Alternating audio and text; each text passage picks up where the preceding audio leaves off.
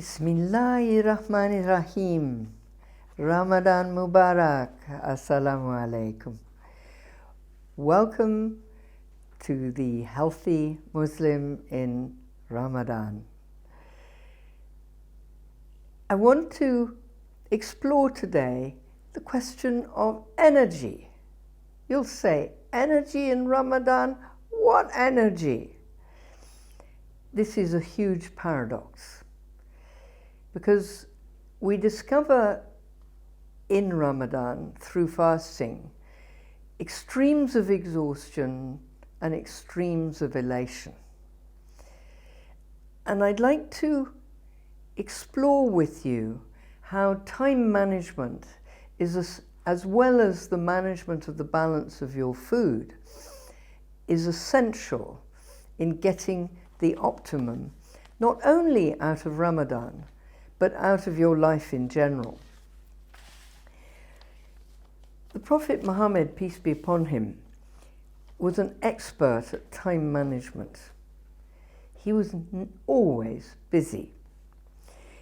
And he showed 4 principles of time management, which are exactly those recommended by experts today. Make the best use of all available time. Values drive your priorities when you're planning any activity. You must have a policy about time. You can't just wander from one thing to another without any idea of what you're doing. And you must complete your projects in the time allowed. That means you must know how long the projects will take. All of this requires thought and discipline. Many of us go through our day in a whirlwind of incompleted tasks, projects that are half done, promised activities that never materialize, what might be called benign chaos. That was not the life of the Prophet, and we must learn from him. In Quran, the concept of time is mentioned very clearly in several situations. In prayer, it's interesting that there are instances where in Quran Allah swears by time. In Surah Al-Asr, he says, Wa al-Asr, by the token of time. Asr, what a mystery.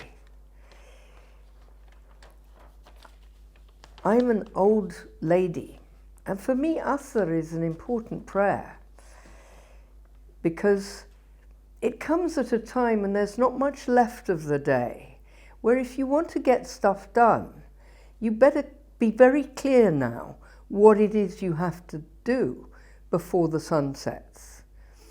And the rest of the prayer focuses you on your priorities. It says, verily, man is in loss.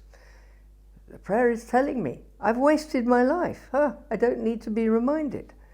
Except for those who believe, do righteous deeds, and support one another in truth and good deeds.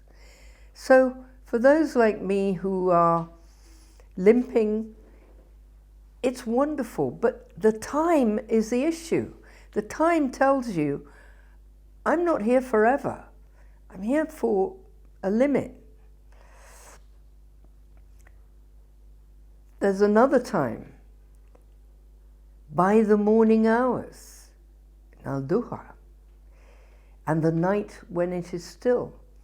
So Allah is telling us each time of day is very special, and it can be a metaphor for our life, meaning the totality of our life, but also how we experience different times of the day. The prayers of the Prophet give us a glimpse of the fact that he was always busy. This was not a man to waste time. And we know that the Prophet didn't like criticizing people. He was subtle. He wouldn't greet a man who was sitting doing nothing. But when he found him busy, he would greet him. That was his way of making a statement. In Bukhari, it says very clearly, the majority of humanity is at a loss, as they do not recognize the value of two of God's gifts. One is health, and one is time. We waste time. Time is the most precious thing we've got with our health. We think we're infinite. We're not. We're here for a very short time. And it's so easy to realize that we thought we had plenty of time to achieve what we thought we would do. And time is running faster than our intentions to achieve the projects we have to get done. Schedule is intrinsic to Islam. We have a prayer schedule. Each prayer is different, but each prayer is at a very described time, some more precise than others. And these anchored points allow us the discipline of time consciousness. So you'll do so much before Zuhr, so much before Asr, so much between Asr and Maghrib, and so on. And this is really useful. The Prophet follows also the Prophet David, where he says, the best nightly prayer in God's sight is that of David. He used to sleep during the early part of the night, wake and spend a third of the night in prayer, then sleep a little before dawn. So this tradition was common to other faith traditions, and particularly other religions of the book. I thought, coming from Catholicism, it would be easy for me to pray 5 times a day, because in monastic Catholicism they pray 6 times a day, so I can drop one prayer. Isn't that easy? But of course I wasn't a monastic Catholic, I was an ordinary Catholic, and I didn't pray 6 times a day, which is a good thing to do.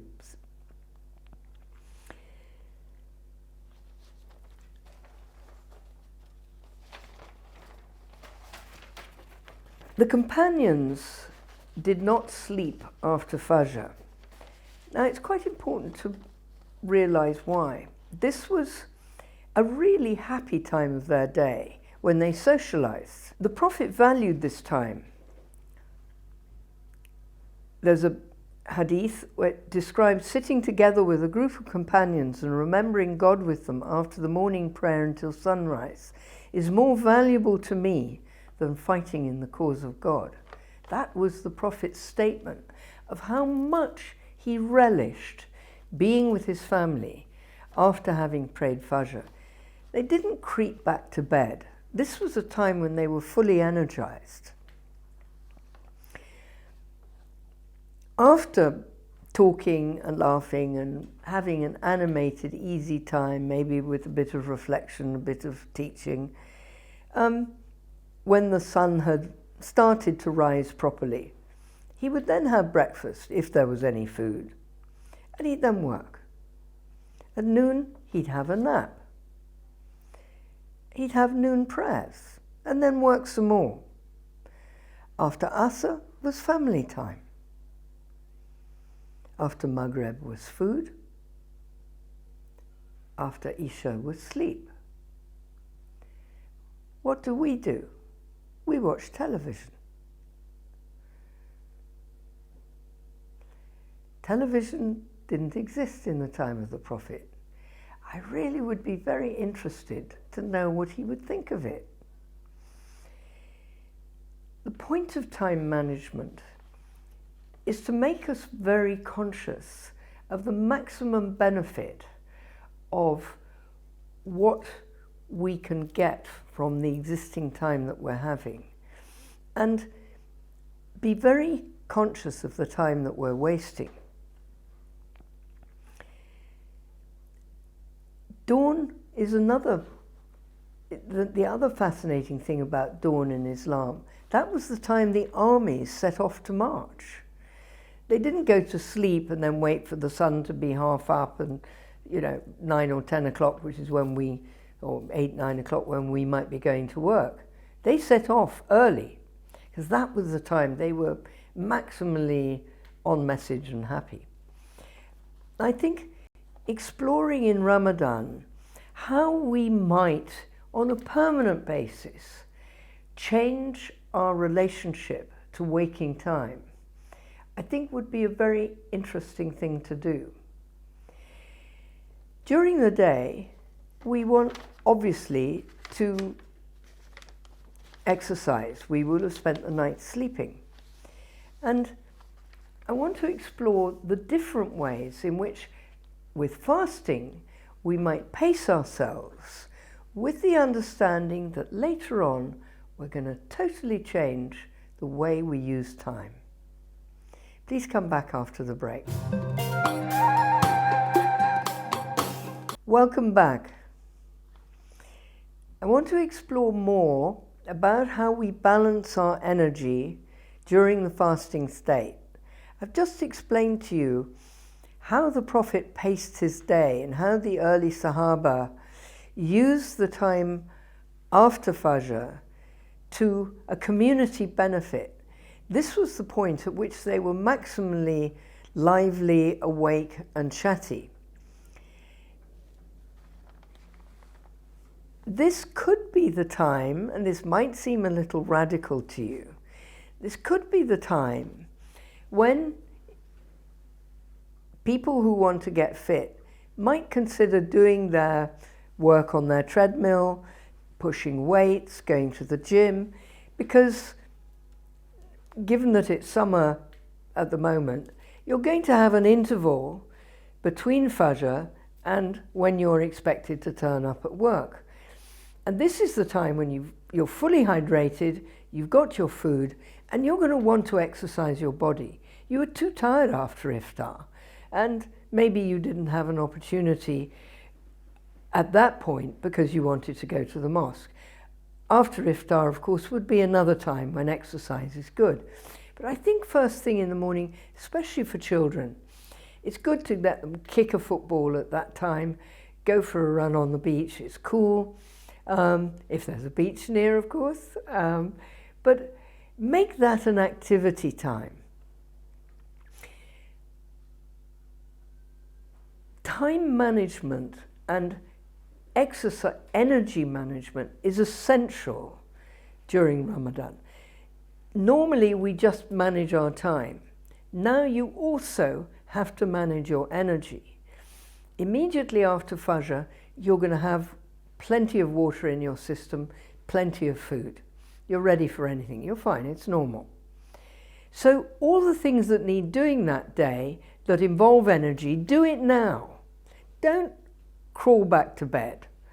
Stay up, do the housework, do the preparations for food that involve lugging stuff out of the cellar or heavy work, clean the house with the heavy stuff. Do all of that before your body starts to get tired and the real problem of fasting, the dehydration and the low blood sugar, before that kicks in. So time management is essential. When you go to exercise, is also what type of exercise you're going to do. Remember, there are two kinds of exercise. One is aerobic, meaning you're breathing heavily, you're running, you're making your pulse rate go fast. The other is exercise for strength. And in exercise for strength, at its extreme, you do slow weights. In bodybuilders, this is what they have to do. They don't want aerobics. They want to eat a lot, and they want to make all the calories go straight into the muscles. So to build the muscles, they will do a movement, loading it, carrying a weight, but that movement will be incredibly slow, meditatively slow. So to flex your arm can take you a minute. To put it down is another minute.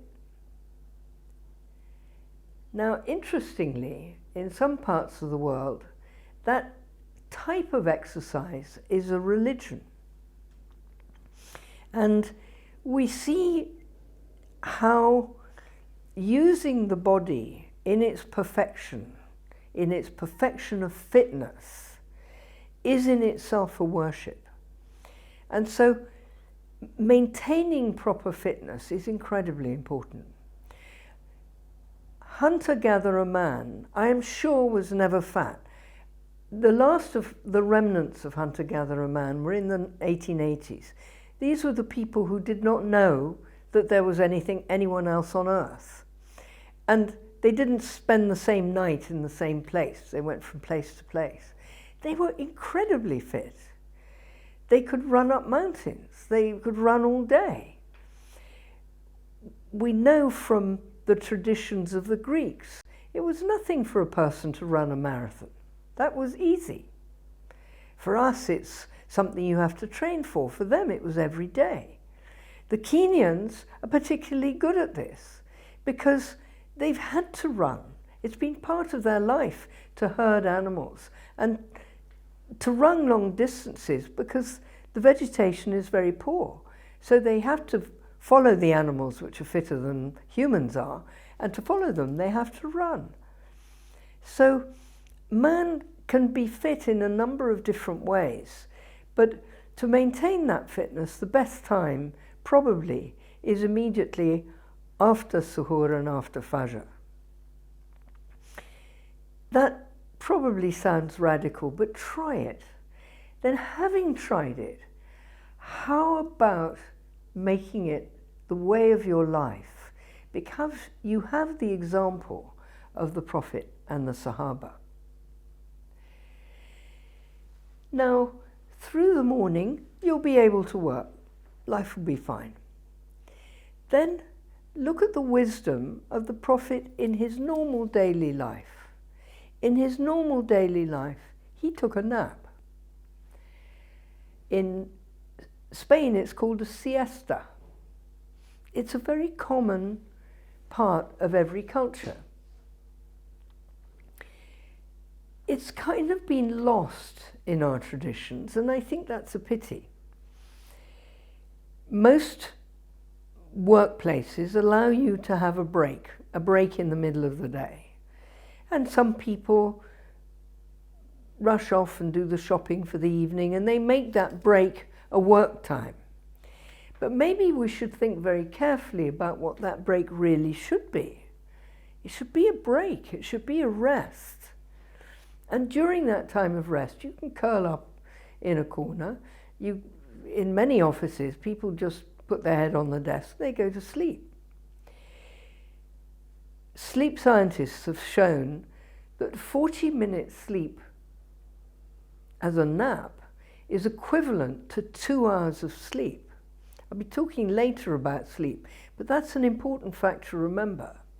So your nap in the middle of the day is an empowerment, because you'll find yourself, in spite of fasting, recharged just because you've managed to sleep a bit. You may find yourself really needing that nap because depending on the length of time you're fasting, you may actually not get enough sleep at night. By the time you've had iftar, if iftar's at 9 o'clock at night and then you pray, you may not be home till 1 o'clock in the morning, and suhoor is at 3:30. So you're getting 3 hours sleep at most, if you're lucky. So that being the case, you're going to need that nap in the middle of the day. And it's probably best to have it then, because you'll get a second wind to be more effective through the afternoon. Otherwise, you'll just be on a steady decline, and your energy won't last out until the Asr prayer, until hopefully you've got to the end of your working day. After the Asr prayer, again, what you do in time management will depend entirely on what your work schedule is, whether it's employed work or domestic work, and the length of your fast. This is the wisdom of Arabia versus fasting in Europe, where we have a cycling pattern of fasting, with short fasts during cold weather and very long fasts during our somewhat milder but nevertheless warm summer months. During the latter part of a fasting day, if you've been up since 3:30 in the morning, I suggest you're going to be tired. And I think you need to plan to be able to sleep at that time. Women, notice, it means you've got to have done your cooking in the morning, because by the evening you're going to be very, very tired. People who are going to work, you can kick the kids out and have them play in the garden while you're cooking before you go to work. I'm aware that everybody multitasks these days. We have complicated lives. But thinking that you can completely change the pattern of your day is not only sensible in terms of physiology, it also follows in the footsteps of the Prophet. And therefore, I believe it would be a good thing to try. The other thing about time management is to know when your brain will be at its optimum. Immediately after a big meal at suhoor, it won't actually be that good. So if you want to do serious thinking stuff, don't bother to do it at 3 o'clock in the morning. You're going to be good at planning, good at running around, good at multitasking, but you won't be good at thinking. You'll have a full tummy and you'll be a bit mellow, a bit chilled. The thinking time will be at its best late morning and after your nap. So you can tell your boss, who is not Muslim, that he should not fear a workplace in which people are fasting. We had a controversy in the newspapers recently where some health and safety people were saying that Muslims who fast should not be allowed in the workplace at all because they might be a hazard to other people and indeed a hazard to themselves. Whereupon the Muslim Ummah said, tell us what instances you've got to back that theory, because we've lived this fast for the past 1,000 years or more and we haven't found that to be true. If you pace yourselves, you will not give your workmates any cause for anxiety about you or anxiety about your performance as a work companion. I hope this advice has been helpful. Assalamu alaikum.